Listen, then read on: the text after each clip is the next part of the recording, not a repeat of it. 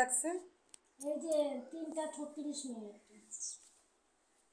আমার লাড্ডু গোপালের ছবিটা আজকে নিয়ে নিলাম। লাড্ডু গোপালের তিনটার থেকে শুরু হয়েছে ভালো সময়, সেই কারণে দিদি এই যে পূজা করে 3:36 থেকে শুরু হয়েছে, সেই কারণে দিদি সুন্দর করে এই লাড্ডু গোপালের পূজাটা দিয়ে উঠলো।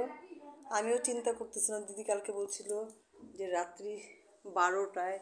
আমি তখন ভাবছিলাম যে দিদি কী করে পারবে এতটা সময় উপবাস থাকতে, কিন্তু ঠাকুরের যা ইচ্ছা। সেই লাড্ডু গোপালের পূজা হলো, তারপর সব দেবদেবীরই পূজা হলো। তাই দেখেন দিদি কি সুন্দর সাজিয়েছে। আমাকে একজন দেখার পরে বলছিল যে এটা আমার ঠাকুর ঘর, এটা আমার দিদির ঠাকুর ঘর। দিদি খুব সুন্দর করে পূজাটা দিয়েছে, খুব ভালো লাগতেছে। আমি দিদিকে বলতে আসছি যে দিদি যে 9টার থেকে, তখন দিদি বললো 3টা কত মিনিট থেকে শুরু হয়েছে, এই সময়টা ভালো।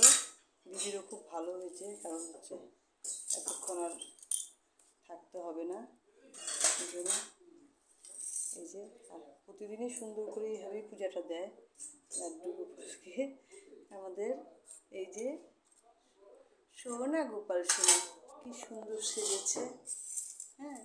কেমন লাগছে তোমরা কমেন্টের মাধ্যমে জানাবে।